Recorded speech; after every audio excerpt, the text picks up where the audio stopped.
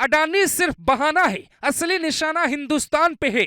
मोदी विरोध के नाम पर हिंदुस्तान को तोड़ने का प्लान। बांग्लादेश में यूनिस, पाकिस्तान में शरीफ, चीन में शी जिनपिंग, अमेरिका में बाइडेन की बहुत शातिर चाल। खुद भ्रष्टाचार में लिप्त है हिंडनबर्ग। CIA की साजिश। भारत को तोड़ने वालों को कैसे रोक पाएंगे जयशंकर? जब भी किसी देश को तोड़ा जाता है तो सबसे पहले उसकी अर्थव्यवस्था पर चोट होती है। पाकिस्तान, बांग्लादेश और श्रीलंका की हालत की मुख्य वजह वहां की बदहाल अर्थव्यवस्था है। इसके उलट भारत में अर्थव्यवस्था का नया मॉडल तैयार हो रहा है।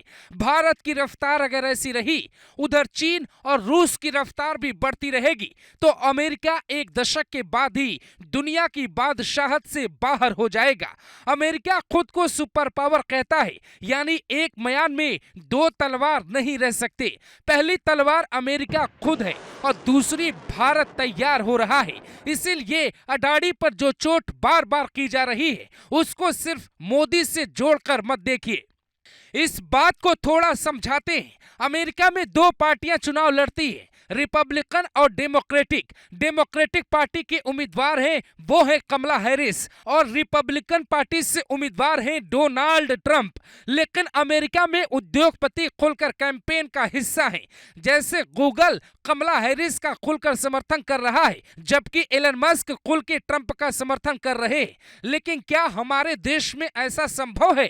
क्या अडानी एक भी बयान मोदी के पक्ष में दे सकते हैं, या फिर मोदी अडानी के पक्ष में खुलकर बोल सकते हैं? अगर नहीं तो फिर हिंदुस्तान में बार बार बिजनेसमैन और नेताओं को आमने सामने लाने की साजिश क्यों रची जा रही है, इसे समझना होगा।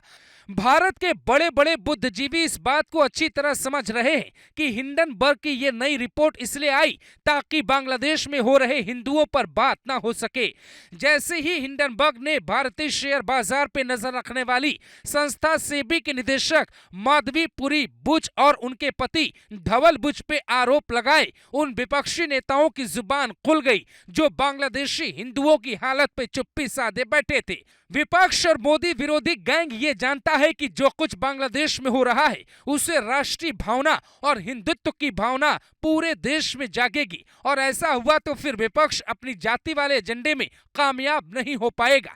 शायद इसीलिए राहुल गांधी इस रिपोर्ट के सामने आते ही एक्टिवेट हो जाते हैं, खुलकर कहते हैं जिन पर आरोप लगे हैं उन्हें इस्तीफा क्यों नहीं देना चाहिए। अगर निवेशक अपनी कमाई खो देते हैं तो उसके लिए कौन जिम्मेदार होगा, पीएम मोदी, सेबी निदेशक या गौतम अडानी? राहुल गांधी की ये बातें बताती है कि भारत की अर्थव्यवस्था पे इसका बुरा असर पड़ सकता है। हिंडनबर्ग और विदेशी ताकतें यही चाहती हैं कि भारत में निवेशकों का जो भरोसा है वो डगमगा जाए, भारत की अर्थव्यवस्था की हालत पड़ोसी मुल्कों जैसी हो जाए। आखिर जो हिंडनबर्ग भारत की संस्था पे गंभीर आरोप लगा रही है वो कोई दूध की धुली थोड़ी है। वो खुद दुनिया की ऐसी कंपनी है जो चीख चीख कर रिपोर्ट के हवाले से दूसरों को चोर और भ्रष्टाचारी बताती है और फिर उसी रिपोर्ट के आधार पर करोड़ों अरबों कमा लेती है। ऐसी खबरें भी कुछ दिनों पहले आई थी कि ये एजेंसी जिसके संस्थापक नाथन एंडरसन हैं वो अमेरिका में जांच के घेरे में है। तो फिर भारत के नेता इनकी रिपोर्ट पर इतना भरोसा क्यों करते हैं? क्या सिर्फ इसलिए कि उन्हें अपना एजेंडा चलाना है? अगर ऐसा है तो फिर जयशंकर को कोई तगड़ा प्लान तैयार करना होगा। जैसे रूस से सस्ता तेल खरीदने के बाद पश्चिमी देशों को आईना दिखाया था, ठीक वैसे ही हिंडनबर्ग की सच्चाई दुनिया के सामने रखनी होगी ताकि ये किसी और देश में इस तरह की बातें न फैलाए जिससे लाखों करोड़ लोग प्रभावित हो सकते हैं।